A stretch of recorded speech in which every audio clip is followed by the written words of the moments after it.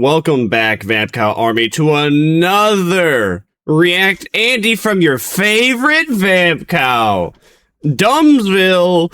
This guy that has like 60% of the time he has like decent opinions. The other 40% of the time he has bad opinions.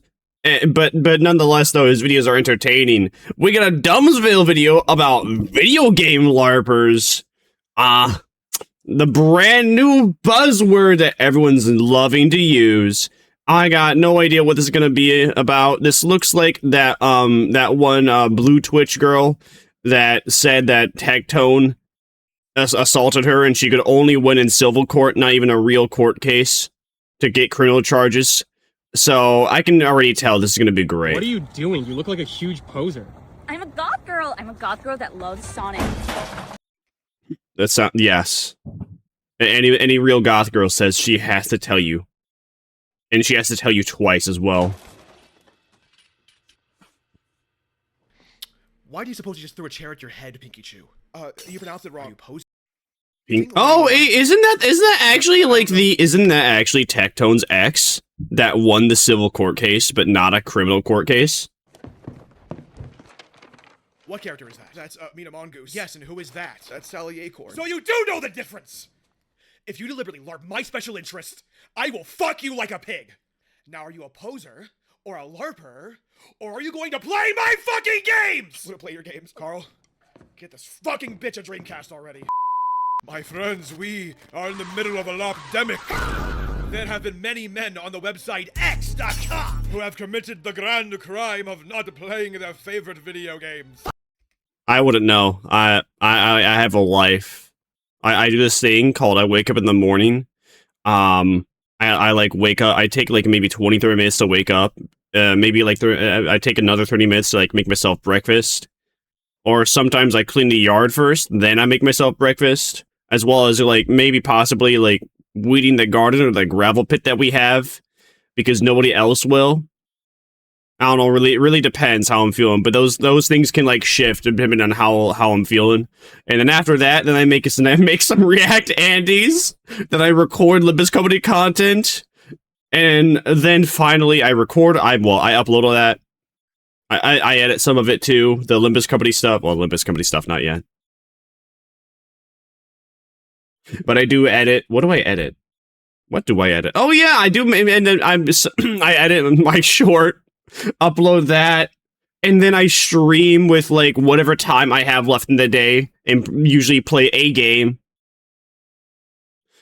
Yeah, so thank you, Dumbsville, for being the chronically online user that is still looking at what happens on Twitter.com, where everyone just always is trying to self-promote and then get enough clicks so that way they can earn 10 cents off of their blue check mark that they spend $7.99 a month on, if not more. Many men are watching the Rad Brad instead of playing games, even though this fucking guy supports AI openly. Oh no, guys. The Rad Brad, this guy that just plays video games for a living, just uses AI thumb. Oh no, how horrible.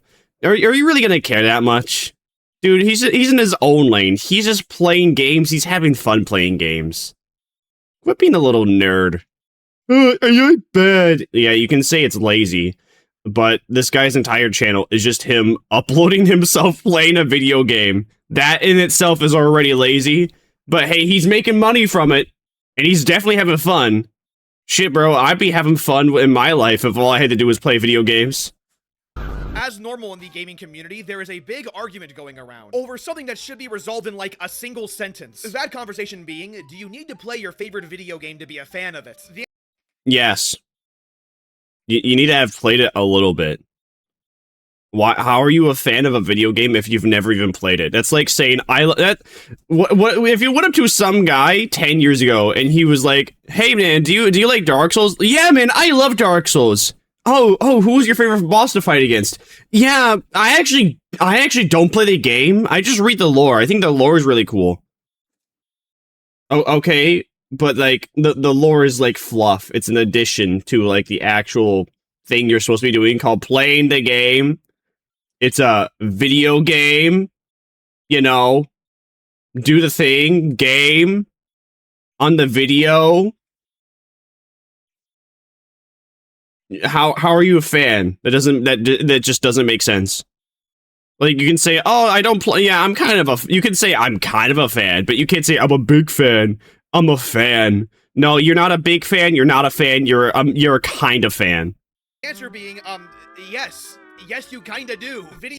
See, look, see, fortune teller Vermisi reiterating the exact same opinions. Like I said, sometimes he has good takes. Sometimes. Games are meant to be played. It's in the title, video games. So today I'll be He literally just said what exactly I said. This isn't an alt account, I swear. a bunch of contrarian arguments, because there are just a bunch of stupid people making the dumbest arguments possible. And hopefully, by the end, you'll redeem yourself from being a larper. Why are we arguing this? This is fucking stupid. Argument 1, isn't this just gatekeeping? I mean, I don't know, is it? I feel like that game's just... the word gatekeeping has been watered down so hard that it means nothing. It's just a buzzword again. What does gatekeeping really mean? Oh no, guys, I can't say I like this thing with a bunch of other people that like the thing too. Hey, here's an idea. If you like a thing and you want to talk to other people how you like the thing, maybe play the game. It's really not that hard. Like, there's plenty of video games that exist that go on sale. And you can become fans of those, and then you can talk about them with, like, some other niche group of people. Seems like the gates are pretty wide fucking open and there are no guards around. Isn't gatekeeping about intentionally restricting access or something? Or like restricting who can be called a true fan or whatever? Yeah, you know, something tells me that's not really the case here. If you're playing soccer and the goalie is leaning up by the side of the goal and pointing at the goal and going to win soccer, you gotta kick the ball in. Is he gatekeeping a win from your team? This isn't Yes. exactly naming 5 Nirvana albums or anything. Grammatically, yes. I don't think it's asking for much to play a video game one time all the way through. That's not gatekeeping, that's the bare fucking minimum. Now, some will argue that if we gatekept gaming fandoms to only people who purely played the game, then there would be fucking nothing. Nothing of what? This... What do you mean there'd be no... Yeah, exactly nothing of what? Hold on. There would be nothing... what do you mean? Oh, so be... Oh, are you saying we wouldn't get any, like, movie adaptations? Will we not get any TV show adaptations? Will we not get any sequel games? I don't understand. Please elaborate. Fandoms to only people who purely played the game, then there would be fucking nothing.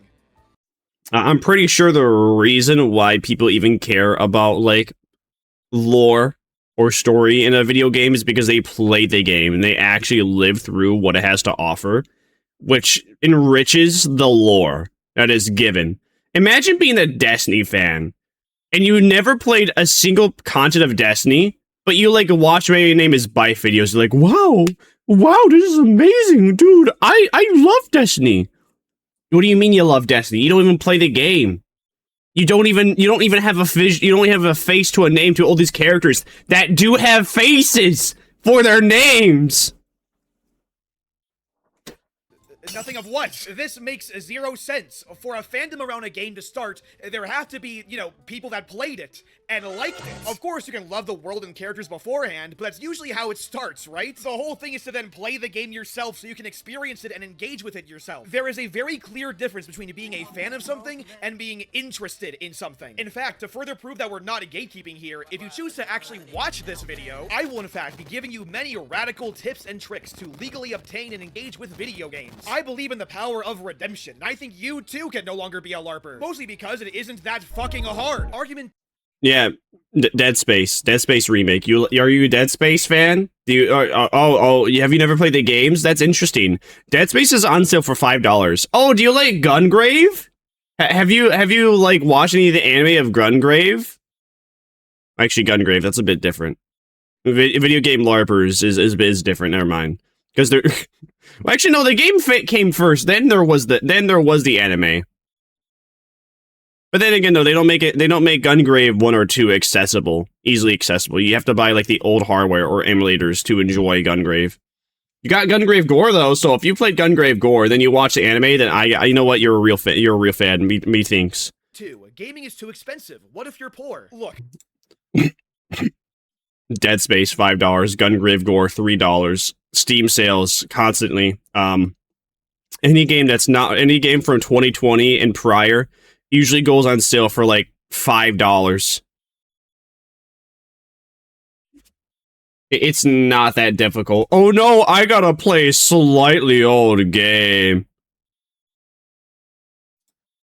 I understand fully. The state of the economy fucking sucks. Many people can barely afford to live, and many more are currently losing their jobs. Many people can't afford to live because they're too busy buying Uber Eats and Grubhub, and they are in severe credit card debt, and they have they just keep getting charged interest.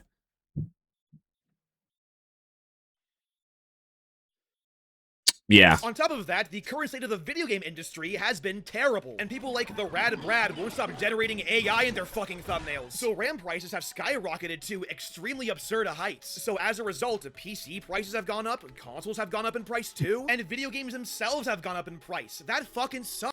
Yeah, trash video games. Mario Kart World, from what I've heard, it ain't that. It's not that good, Chief.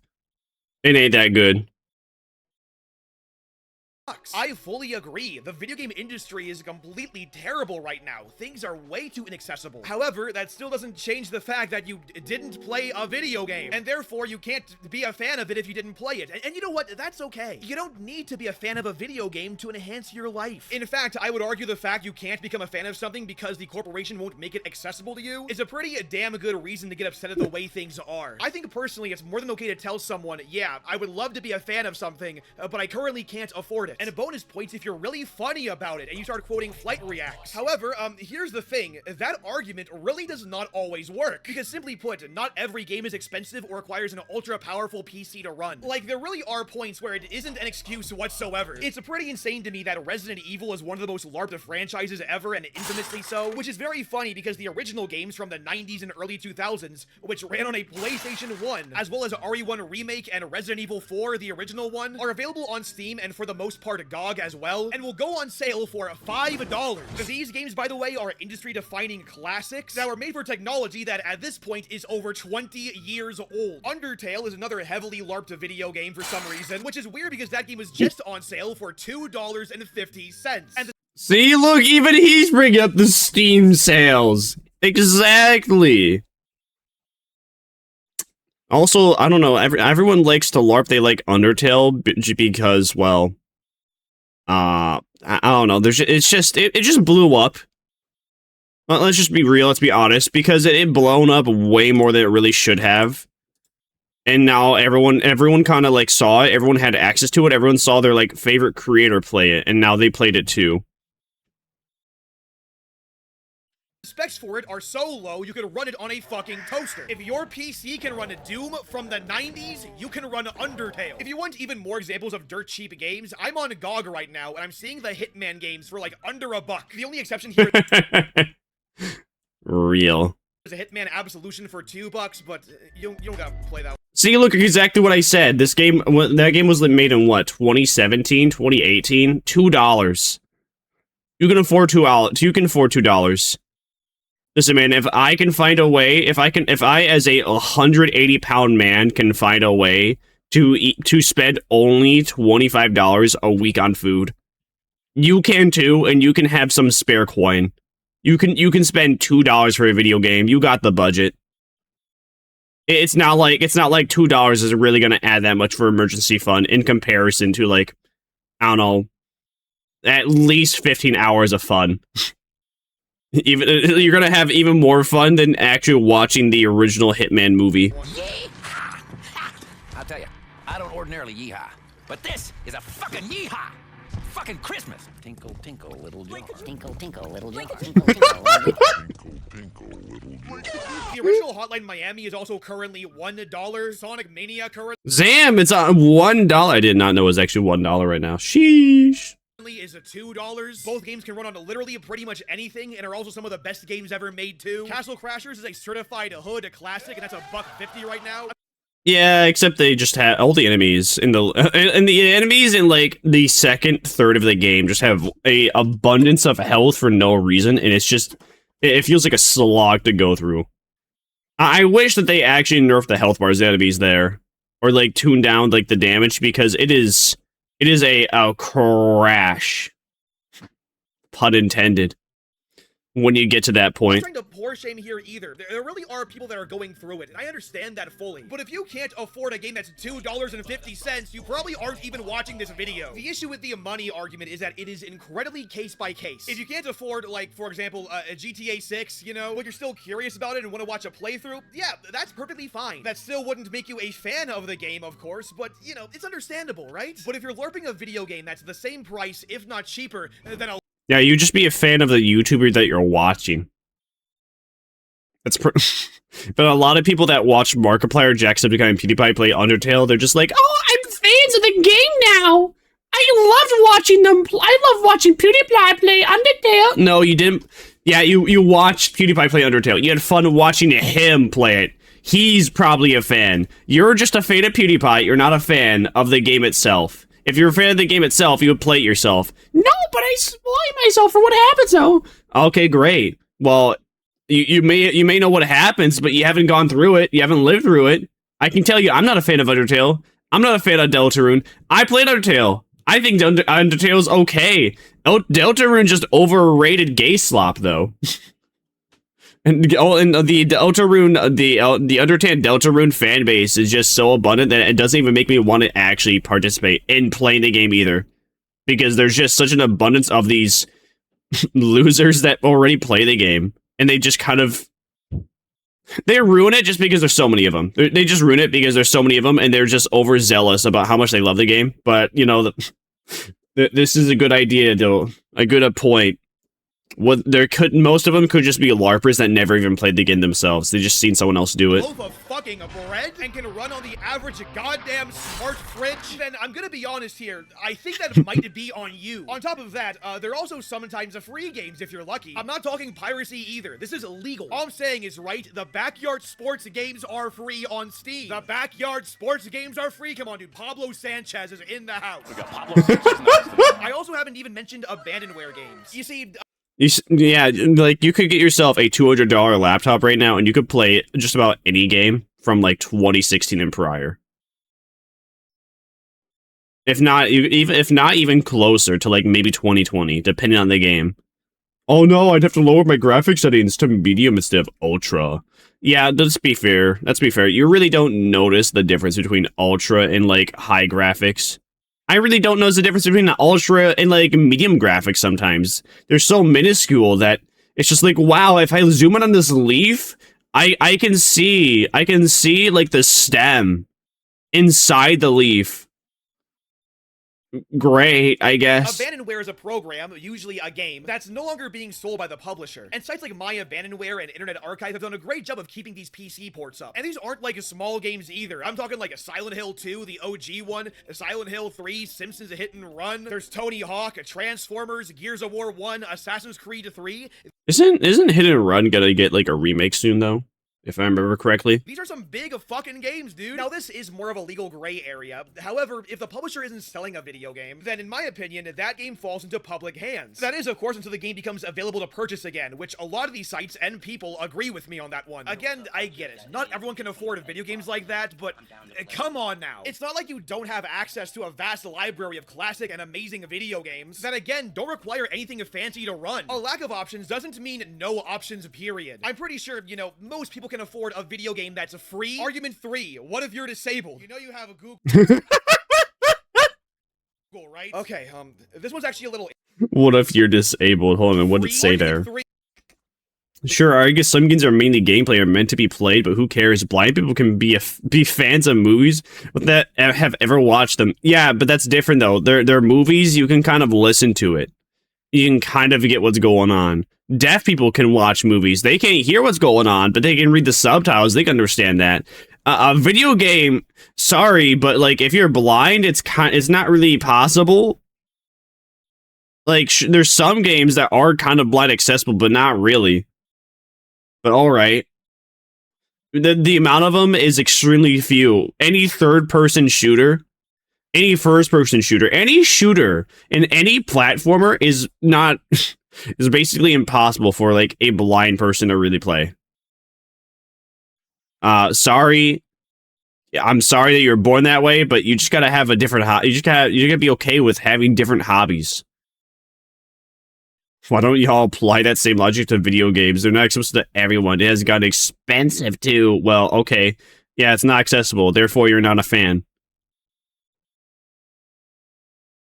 And again, video games are different than movies and film. Blind deaf people can enjoy movies, film, TV shows, and even music. Blind and deaf people can't really enjoy video games as much as, like, the average person. Nobody ever mentions epilepsy. There's very few games that have any bright lights constantly going on. Migraines and motion sickness. If you get motion sickness from video games, that's just a you problem, man. I'm pretty sure you can get over that. And if you can't get over that, again, just find something else to do that doesn't revolve around being on the internet and saying that I like this video game that I've never played. Not to mention physical disabilities, like, dog, what if I had no hands and no feet? Well, yeah, you'd have to, well, yeah, and use what you have. Sorry you got no hands and no feet, but again, you can't. Sorry that you can't play a game. You're not able to play a game. You're not a fan. What if you're disabled? You know you have a Google, right? Okay, this one's actually a little interesting because people get very aggressive virtue signaling it, despite the fact we actually have a lot of What if you're disabled? But I bet you none of those people that were talking about it aren't disabled at all. Really good answers for this one. I mean, first of all, we're assuming that the person making the argument is disabled themselves. And, you know, not to assume anything about anyone, but it gets very obvious when you aren't. For example, to quote some random Twitter user, like, dog, what if I had no hands and no feet? Well, you wouldn't be able to really type that. And if you were able to type that, you would be able to use your eyes. So you'd actually found the technology to do something that you couldn't. You or usually wouldn't be able to. Or wouldn't expect to be able to do. Like, you know how there's eye trackers? I think actually people with no hands or feet can use eye trackers to type. Maybe they could use that to play, like, some games. They could use it to play, like, maybe visual novels, but yeah, again, it's okay that it's okay that you aren't great at everything. It's okay you can't participate in everything. Bro, I can kind of draw, but I ain't gonna call myself an artist. I ain't gonna participate in the idea of an art community and then show around, like, my sketches that look like a 9-year-old made them. It's okay that some hobbies are restricted, that you don't really have access to them. I can't bowl, I can't knit. Am I upset that I can't knit? No, I'm really not, because that's just something I chose not to do. I'm not gonna be like, I love knitting, I'm a fan of knitting, and I've never knitted a single time. Suffers from autism?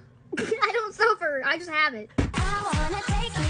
I also saw another tweet that said blind people can be a fan of movies without ever having watched them. So why don't y'all apply that same logic to video games? Well, that's because blind people can watch movies, you fucking moron! Here's how I use descriptive audio for the blind at a movie theater. Descriptive audio? Yo! What's that? It's a set of headphones that is connected to a Bluetooth receiver box with volume buttons on it. It describes what's going on in each scene in between the dialogue. And you can just request this at any movie That's pretty awesome. theater. Most blind and low I never even knew that existed. vision people I've ever known still enjoy movies. Yeah, the reason we don't apply your logic to video games is because your logic doesn't fucking exist! Secondly, So basically, for a blind person, they're just listening to a visual novel. I can see how you'd be a fan of a movie, especially if the descriptions for the scenes are really good and really detailed, and express how they express the characters' similar emotions. to the way blind Shit, they might even enjoy movies even more in some circumstances. Like, they could probably watch Tommy Wiseau's The Room with that, and they could think it's absolute cinema based upon how it's described. people are able to watch movies. Modern video games include very robust accessibility options. Most notably, for example, of all games, The Last of Us Part 2 has an amazing array of accessibility settings, to the point where Steve Saylor, a blind gamer and consultant on accessibility in games, was brought to tears at just how robust Naughty Dog settings really were. This is why I work so hard to promote accessibility. This is why, because this is important. Like, damn, that's real shit. And he's right as well. It is important. This guy has a YouTube channel, by the way, where he talks about accessibility in video games. So maybe if you want to stop being a fucking larper and do some goddamn research, it wouldn't kill you to check him out, would it? There's also alternative Yeah, I'm good, but thanks for the offer. Option specifically made for people with physical disabilities. There's the BioWave Proteus Builder one-handed controller. Oh. Oh, that's pretty cool. That's pretty cool. You know, they could actually, yeah, alright. The Xbox Adaptive Controller, the PlayStation Access Controller. Well, actually, when the adaptive controller first came out, I wanted to have it just because it looked cool. I still want that because it looks cool, even though I don't even play with an Xbox anymore. Adaptive controller, the PlayStation Access Controller. Whoa! All right, that's pretty nutty though. The quad stick controller. There are options, dude. Quad stick is a mouse controller that involves one analog, 3 holes to sip or puff into, and a lip trigger at the bottom, and the side tube. The side tube is used for pause, map, inventory, and ping. So to look around, I use the analog. To move around, I'll sip into the center hole. Yeah, but then you're gonna have all the people on Twitter be like, "But I'm broke. I'm broke." Yeah, you're probably broke because you're too busy buying things off of Uber Eats and Grubhub. Skip the Uber Eats, skip the Grubhub. Just go to Aldi's, get salad, get some tomatoes, some fruits.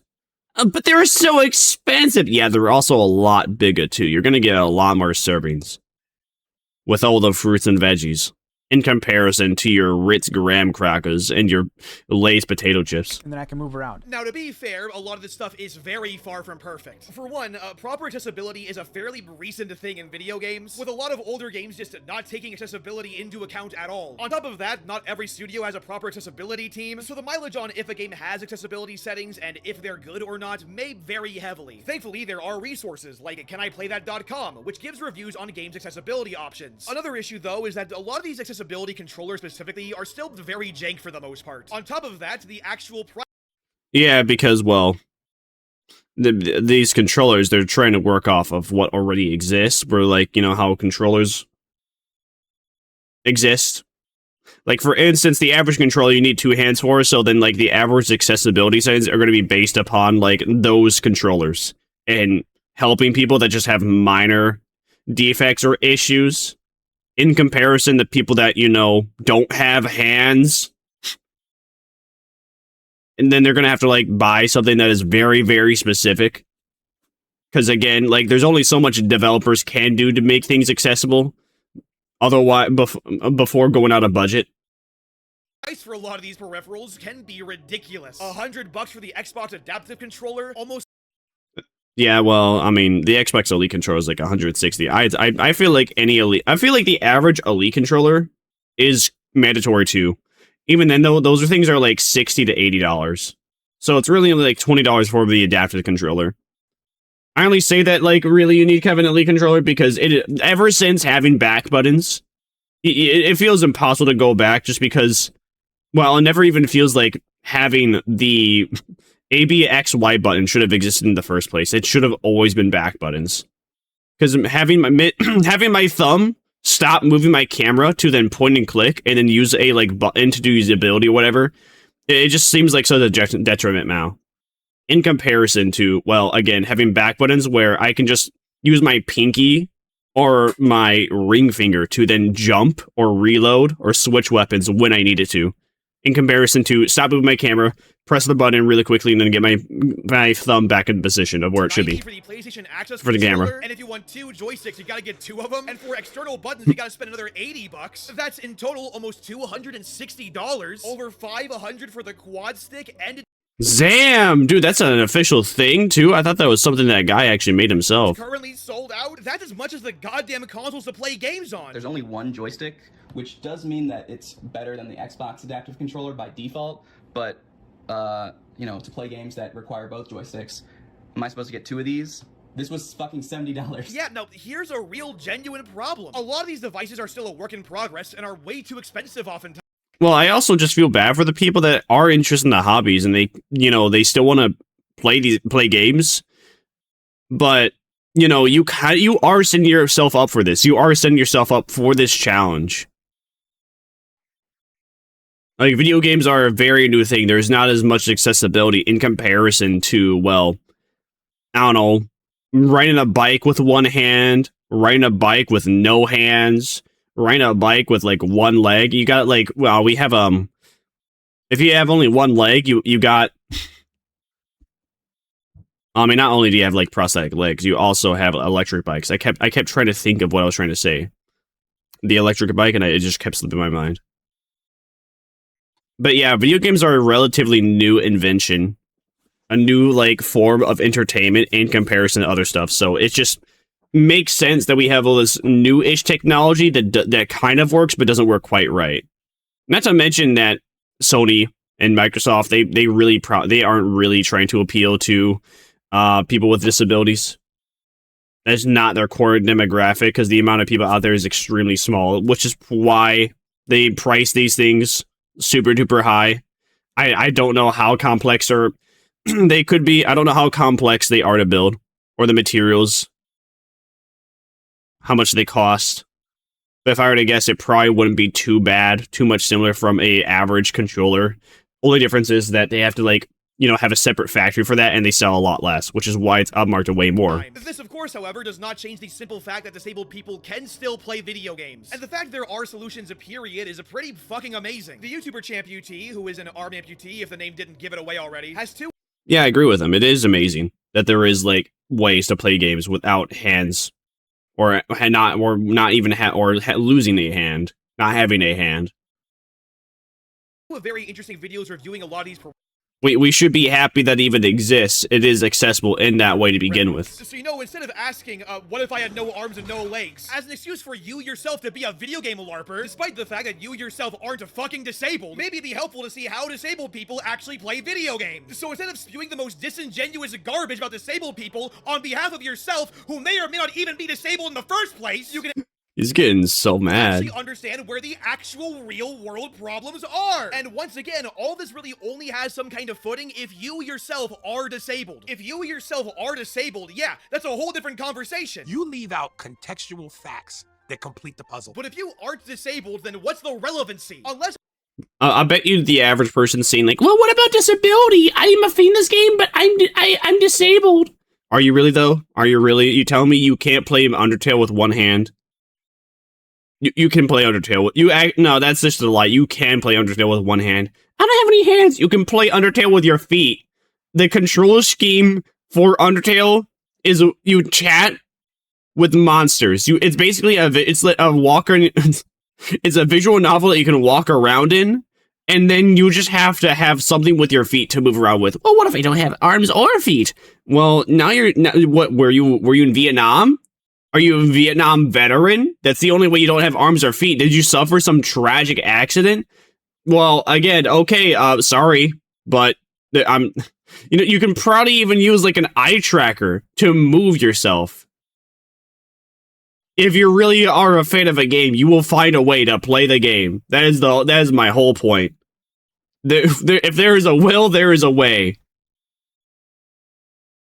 Otherwise, though, you're just making excuses and you're not really a fan. You're just pretending. You're LARPing. I know you in real life. How am I supposed to know if you're disabled or not? And if you aren't, then you look pretty fucking stupid, don't you? Like, not only are you using disabled people as an excuse to be lazy, but you can't go to Google or YouTube at all to do some basic goddamn research? Some of you didn't even know that blind people could still watch movies. Point dismissed.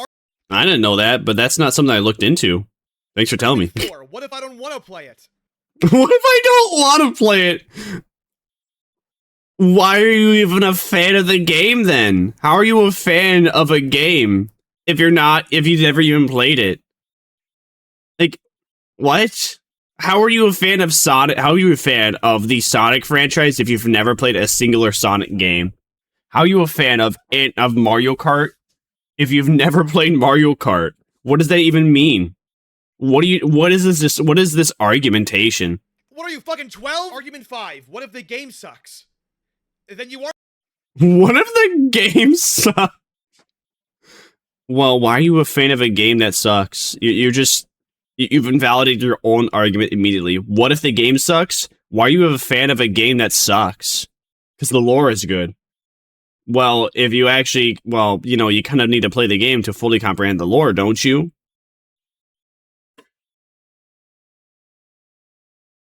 What are these arguments?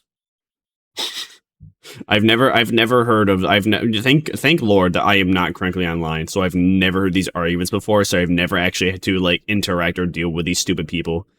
Also, I want to point out, notice every single one of these people's profile pictures. There has been something very consistent about these profile pictures. I'm not going to say anything else but that. I'm a fan of it. Point dismissed. Okay, but what if the story is better than the gameplay, though? Or what if the game has no real gameplay, then? Okay, well, admittedly, that's a lot more case by case. But I still think, regardless, any game is worth playing. A game still thrives on the intimate connection between the player and the game. The interactive... Almost any video game is worth playing. Some, you know, it always depends per person. Again, case by case cases. Adds some basis. expression from the player. That's kind of the whole Case by point. case Otherwise, cases. it wouldn't have been a video game. And even if you didn't like the gameplay experience, it would still be something worth pointing out. Stuff like that helps you gauge what you like and don't like. Mixtape is a perfect example. I didn't care for that game, but it was worth playing. It was worth playing? My brother in Christ, you pay $20 for a 3-hour movie. You really thought that was worth playing? Are you retarded? You could have bought all the other games that you listed in this video for probably even less than that, and you said, "Oh, this game was still worth it."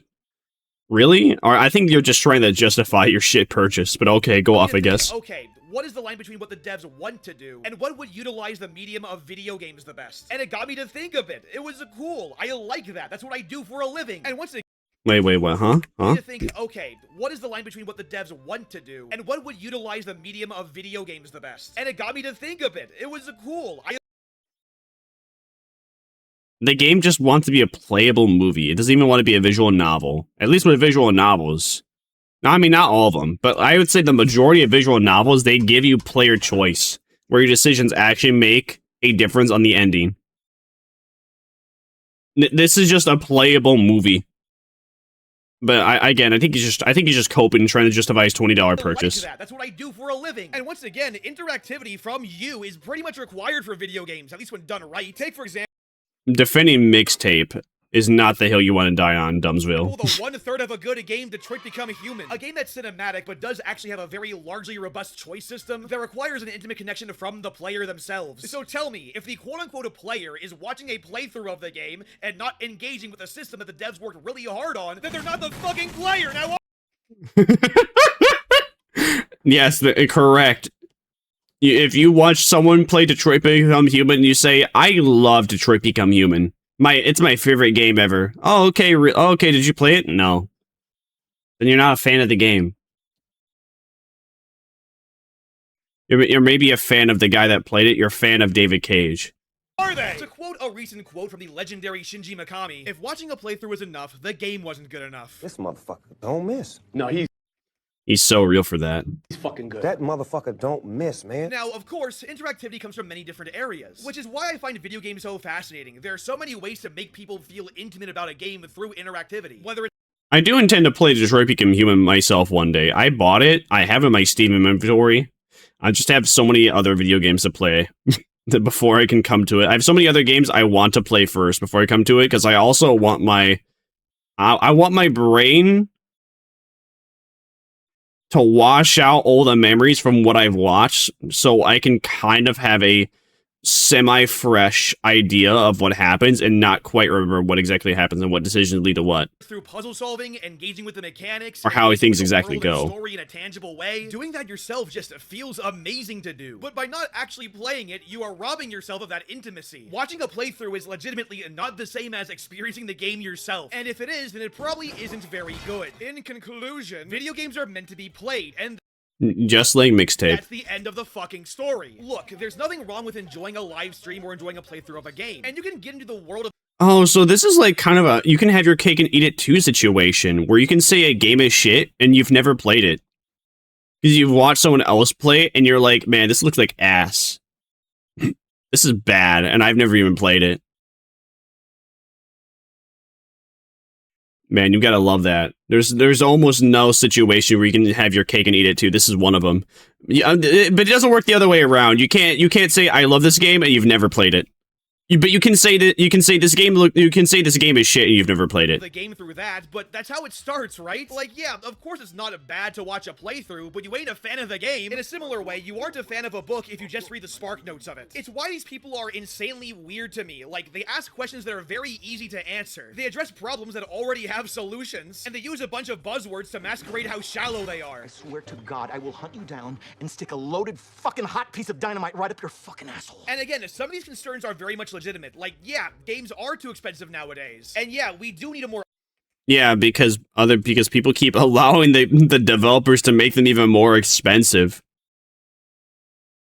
But then some people would be like, actually, when Nintendo first released their Nintendo cartridges, if you balance for inflation and what the money back then it was worth, it would actually equate to $100. So actually, games should be charged $100. Optimal way to help disabled people enjoy video games. But here's my question. Assuming you aren't disabled, let's say you had all the money in the world. Would you, with that money, buy your favorite video game and play it? If the answer is no, then you're a goddamn trendy-ass gaming larper. If you really want to watch someone play a video game while still being a fan of it, get a boyfriend or a girlfriend or something. At least you two can bond over the most romantic game ever made.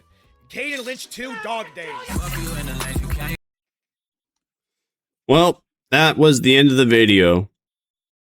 Unless he has something else in the outro. But as far as I know, it's just Patreon members. Okay, it's just Patreon members. Well, he has the Wally dance. Well, that was the dubs of a video about video game LARPers are stupid. You all saw what the people's profile pictures looked like. You can kind of tell, you know, everything you know about them based on their PFP, as well as them, you know, making all these excuses why, you know, they can't play a video game. Even though they're a fan of the game. I mean, just say like you're a fan of what goes on in it. Actually, that doesn't even work. It doesn't even make sense. Like, I can say I like Detroit Become Human. I've never played Detroit Become Human, though. I wouldn't say I'm a fan. I just say I like the idea of it. I think the story is interesting and cool, and what David Cage is cool, but again, I'm not a fan because I've never played it. Well, on that note, you know, be sure to like, comment, and subscribe on Dumbville's original video. Be sure to like, comment, and subscribe on my video too, and I'll see you Vamp Cows next time. And feast upon the next victim.